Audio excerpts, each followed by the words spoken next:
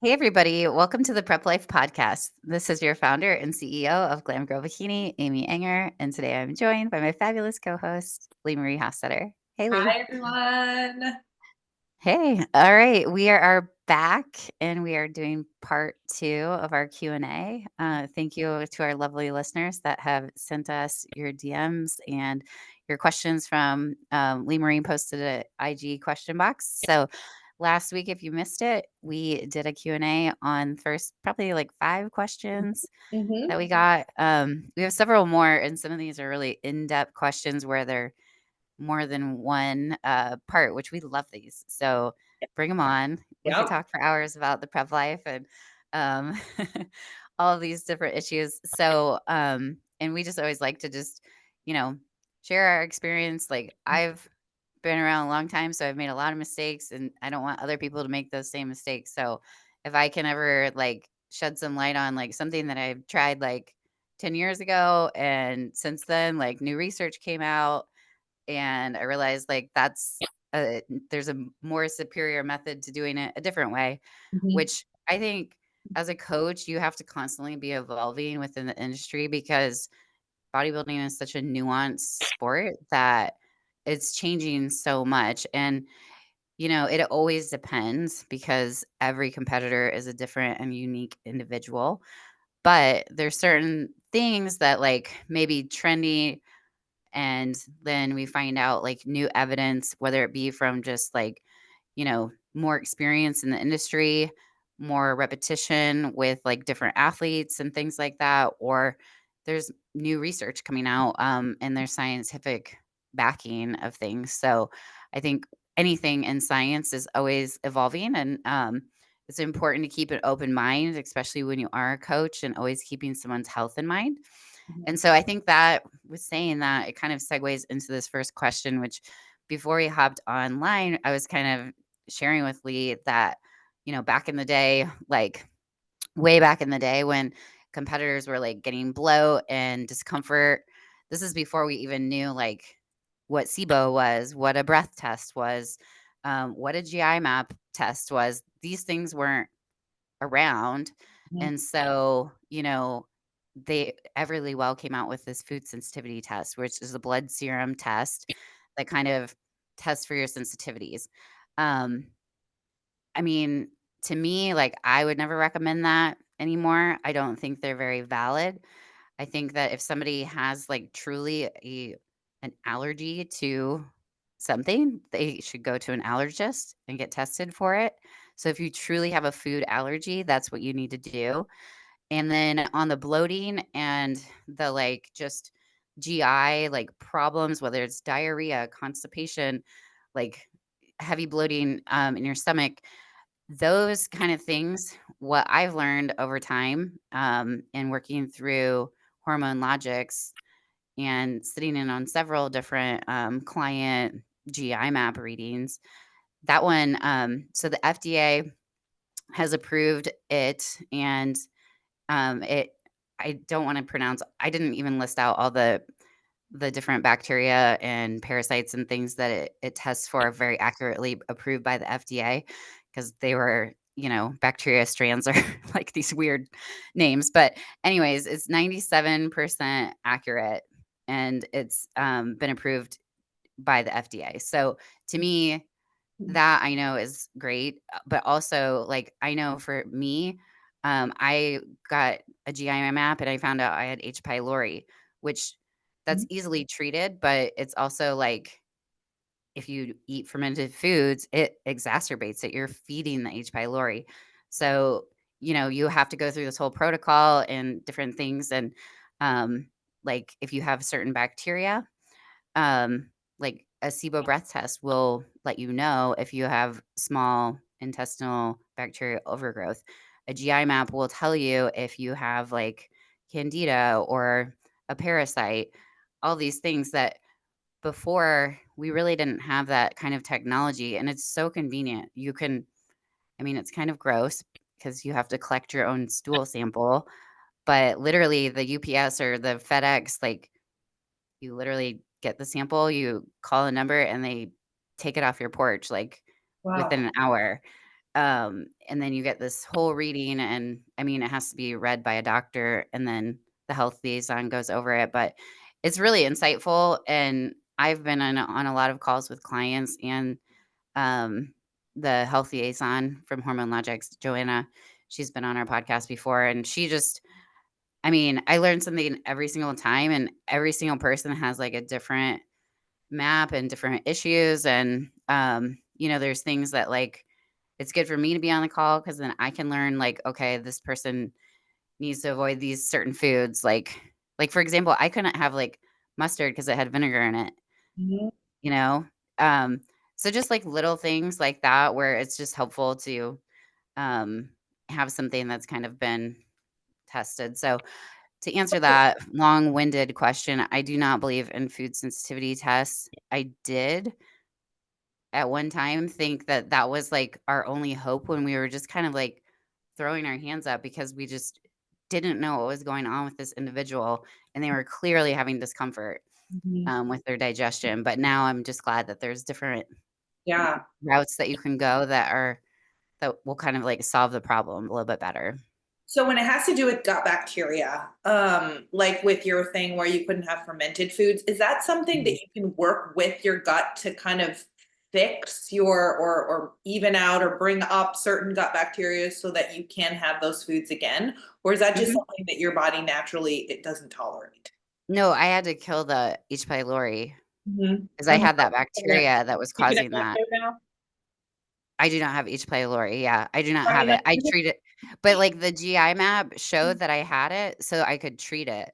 So I Mhm. had to take, like, things to, like, kill that particular Gotcha. one, and then, like, if you have a parasite, there's, like, certain Right. treatments that you take, but the doctor reads it, and then they give you a protocol. And usually, at least from my experience, like, from the ones that I've seen, like, everybody's protocol is different because Okay. they all have different things that are going on. Some people don't have anything wrong. Mhm. Um, but like for me, I had to first bring down inflammation. So I actually GI Advantage is actually the same ingredients as the powder that was it was called GI Revive, but the GI Revive was like triple the cost. So I just took GI Advantage to bring down inflammation, and then I took the whatever supplement protocol it was to kill the bacteria, and then you repopulate with like a really good, like I had to refrigerate my Yep. probiotic. Yeah, Mhm. so it's basically like bring down inflammation, kill or starve like whatever the bacteria is, Mhm. and then repopulate with healthy. So, I mean, that's just my personal experience. Everybody else's protocols are different. So, Yeah. I can Yep. only speak for myself, but yeah. So you can have mustard now? Yes. Okay. Yeah. I That don't was really enjoy it, my question. so it wasn't like a huge love loss. Yeah. But I was having apple cider vinegar, like, all the Oh, time. wow. Okay. Yeah, and that's no bueno for the Yeah, H. no. pylori. Very good. So, Okay. okay. So, next question. How do I help my mental health when it comes to social media? Yeah.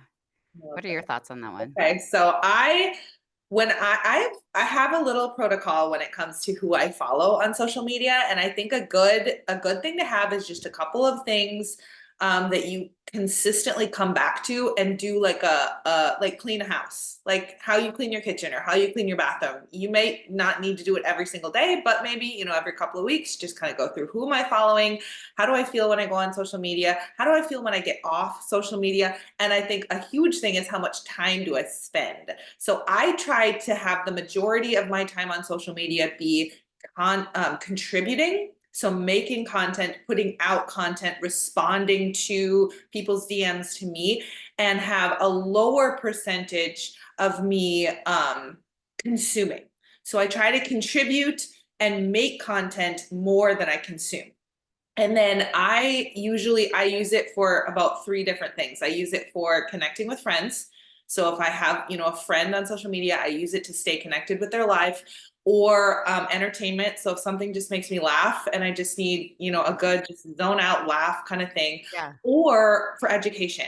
And that is the majority of mine, I would say, is mostly educating myself on like staying up with the pros of bodybuilding, or coaches, or scientists, doctors, people that research. Mostly for me is health and nutrition, since that's what I do as a coach, but then also as a competitor. But even in those, mostly the competitors that I follow, I do watch if I feel like I'm comparing myself a little too much or feeling a little bit bad about myself. Usually, if it's competitors, I don't, because so much of it is based on their prep and, working out and, hard things like that. And if I'm seeing them and trying to compare, I know enough about myself to be like, I'm not in prep right now. I'm in the improvement season. Being shredded is not my goal. And so I can appreciate your prep while knowing that I'm in a different season, kind of thing. But if you're not able to do that, it might be a good idea to, take a look at which competitors you're following and what content they're putting out. Maybe it's not healthy for you to watch someone that just puts out a lot of bikini model pictures because they work for a company and they're putting out sponsored content. That's great. But maybe it's not helping you right now if you're in your improvement season. Maybe you should follow somebody that is posting a lot of gym motivation or tips or their prep meals or things like that. So kind of just watching how you feel when you're looking at the people that you follow, and then have some guidelines on why you're following certain people. So for me, it's connecting with friends and family, education, and then just a few just funny, fitness memes or gym humor kind of stuff. But yeah. Love it. No, that's great. I love that whole idea of spring cleaning. Mhm. That's so good. And I mean, I did not know about this feature, and this just kind of dates me that I'm 44, but I didn't know that you could mute people Mhm. until a little bit ago. And I started doing that just because, just like right now, it's not serving my mentality and like to be watching what certain people are doing. And so for me, that has been really healthy. And I think that and it was actually my therapist that had recommended that I start muting people that, they are not serving me. Mhm. So when I think about like social media content, I also think about like podcasts, YouTube channels, Mhm. and also obviously Instagram and Facebook are all contributors. So like for me, Facebook is about family. That account's private. It's not public. That's about like my kids and like connecting with all of my relatives that don't live where I live. And then Instagram is my public, and it's more just about, like you said, education, like connecting with my competitor friends, learning about the sport and the industry, staying on top of like it's kind of like my news, really. Instagram is. And so same with like YouTube, especially, and podcasts, like those, I really am careful about what I'm feeding myself. I try to evaluate every once in a while, like, try to reflect, like, is this podcast really adding value to my life? Mhm. And if it's not, then I'm probably gonna unfollow it, or, just not download the episodes because, um, you know, I'm like you where I kind of assess like, okay, after I watch that video on YouTube, or like after I listen to that podcast, like how did that make me feel? And again, if it's not making me better, like challenging me mentally, I'm not learning something, it's not making me happy or laugh, like it's not worth my time. 100%. Mhm. Totally. I love that. Okay. Okay. So we've got some doozies here when it comes to like, okay. So this was a really good one. When I say doozy, I just mean like it's multifaceted. But I believe my client Kim gave us this one. The top tips. What are your top tips to lose body fat without losing muscle? So I bolted a couple of things that I thought on this, just because before, like, we kind of, like, shared both of our questions together. Do you want me to go over my bullets, and then do you wanna add anything that you felt like was, because 'cause I'm sure I'm missing something, because I know there's lots of different ways that you can do this, but, I think number 1 is giving yourself a good timeline, so giving yourself enough time to cut, and also, like, giving yourself enough time to build. I just feel like making sure you are reverse engineering your goal.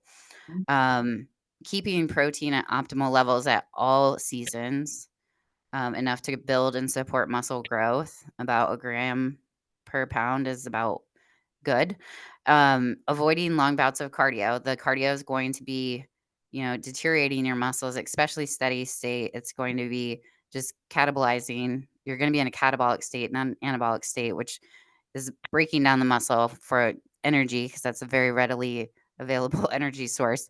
Um, so, keeping like cardio low, especially in improvement season. And then when you are cutting, if you give yourself enough time, you're not going to have to do a bunch of cardio.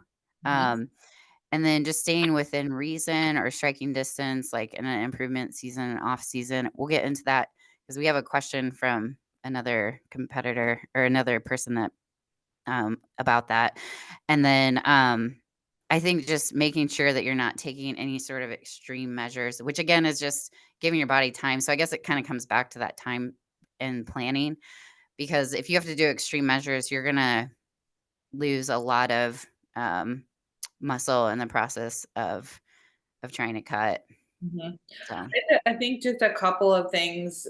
If you like, those are all the basics. I think those are great as elite mhm. competitors, bodybuilders. Yeah. Um, I would say take creatine. That's a very well researched supplement for building muscle and for muscle recovery and hydrating your muscles. So take creatine, super easy. It's not expensive. I think everybody should be taking it. And then lift heavy in the gym, the same amount like of Yeah. intensity in the gym and heavy weights that you lifted, whatever's heavy for you, those last 2 reps should be close to failure of your sets. Whatever you were doing to build that muscle, try and continue that intensity as you're cutting. And if you're cutting slow enough and giving yourself enough time, you should have that energy to spend in the gym. So make sure you have that energy, make sure your workouts are fueled and you have enough energy in the gym to keep lifting heavy and preserving that muscle mass. Mhm. And yeah, we could go into a million things like getting proper sleep and Yeah. all of these different things. But, I think when it comes to just losing body fat, like if you're in a dieting phase, like really just giving yourself a reasonable timeline that you don't have to do anything drastic. I always think about that study that was done with like the three bodybuilders and they were the 3 natural builders. Did you ever hear about that one where the one guy they kind of, like, all cut in different phases, and the one guy that gave himself, like, a ton of time, he hardly lost any muscle at all, and he got down to, like, contest lean, and then another guy had to I think Pete Fitchens was one of the guys that he did it as one of his grad things, but, like, one of the guys did it, like, super fast, and yes, he got down to, like, his stage weight, but he lost, like, massive amounts of muscle because he did I forget what it was, I'm gonna totally misquote this, but I just remember it was, like, a way shorter prep and, like, the difference between that I think it was the Chris Foz study. Have you heard of that? No, but I'm gonna look Yeah, at you'll have to it. listen yeah, you'll have to look into it. I think it Yeah. was, like, Pete Fitchens and, Okay. Chris Foz, but yeah. Anyways, so, okay, let's go into the next question. So, um, this person on our Instagram asked, if I'm starting competition prep at age 40, what are the benefits and then what are the challenges? Mhm. And so, since I'm over 40, do you want me to take this one to Go for start? it. Okay. So, I like from a mom standpoint, and I don't know if this person has kids, they could not. Um, but for me, like my kids are older, they're more independent. Like when I first started competing, they were 1 and 2. So um that was like different challenges. Like now they drive themselves, like they don't like I have free time. It's not like I'm like having to put them in daycare and things like that. Like I did when I was, 30, 31. And then I think you're more well established in your career when you're a master's competitor in general. Like you're more established in your finances. This is an expensive sport. So I think you have like more flexibility when it comes to that. And then I feel like like later in life, there aren't many opportunities to have like competitive outlets if you're a competitive person and an athletic person. And it's just a really healthy like hobby and a way to challenge yourself. Challenges would be perimenopause is creeping around the corner, most likely. where you're gonna have changes in your hormones, changes to your metabolism because of those changes in hormones, changes to your skin. Um, so your skin gets a lot more thin as estrogen changes because estrogen makes your skin very vibrant. And so you'll notice like masters competitors have very thin skin, and it's more wrinkly and things like that. So there's other issues like with stretch mark and just like those types of things. If you're just starting lifting at age 40, you're going to be a little bit behind the game, because a lot of your muscle development, if you lift when you're younger, um, they say by like the age 30, and maybe I'm misquoting this as well, but it's like around the age 30, like you're basically just trying to hang on to what you have. And so, building up into like your from your 20s and all that, like you're building a foundation. And so you're building those satellite cells. And it's just once you get older, um, if you had a previous lifting experience, then you're going to have really good, dense muscle maturity. And it's going to look a lot more dense than those open class, like younger competitors. What are your thoughts on that kind of stuff?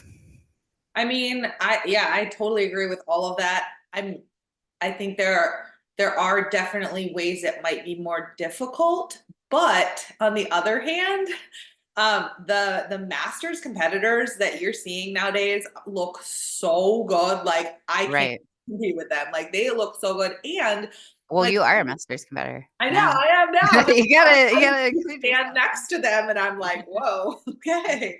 But also, I think the thing with like menopause and stuff, I hear a lot of like perimenopause, menopause, and it's seen as like a roadblock. But for me, it's like, why not try and do something like bodybuilding and competing? Because what else are you going to do? I mean, you want to be fit. Why not go to be like the fittest, best shape of your life?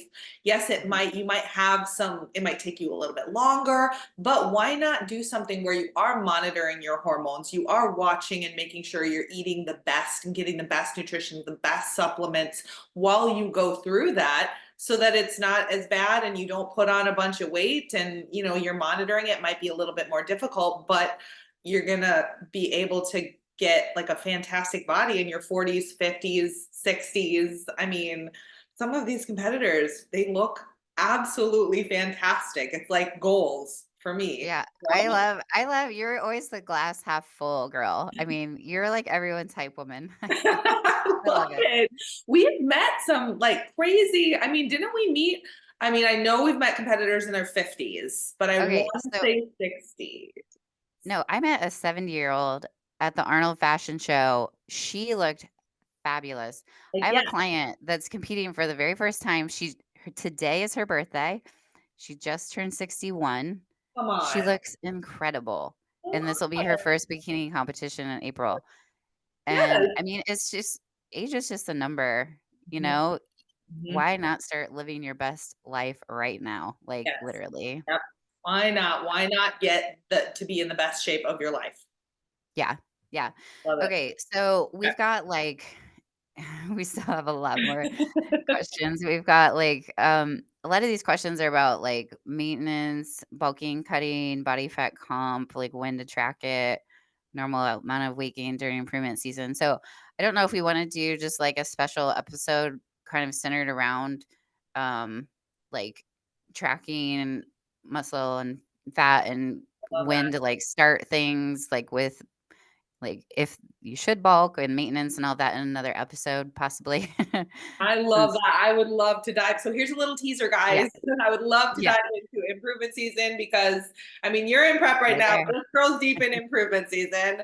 And like the whole mental aspect of it and all these things, that Yeah. would be great. I think we should Yeah, definitely. I think you could contribute well to that. So, yeah, ask us questions. I kind of want to get back to just like in the beginning of the episode, kind of giving little life updates. If you guys could care less what we're doing, I'm totally fine with that too. So, let us know if you want to hear about like what's going on. Like, um, I mean, I try to kind of update on my stories, like where I'm at, and so do you. You do a Oh, if really you good follow job. me on Instagram, you know You're what. like You're really good about stories. It's very entertaining. So if they wanna follow you, what's your Instagram handle? At Leemarie183. Yeah, and I'm Amy Enger, my full name, Amyehinger, and you can also follow us on Instagram at Prep Life Podcast or at Glam Girl Bikini. Please feel free to DM us with questions, and if you are interested in your unicorn prep and you would like prep coaching from either one of us, you can go to glamgirlbikini.com and hit the get started button. So, thank you so much for listening, guys. Bye.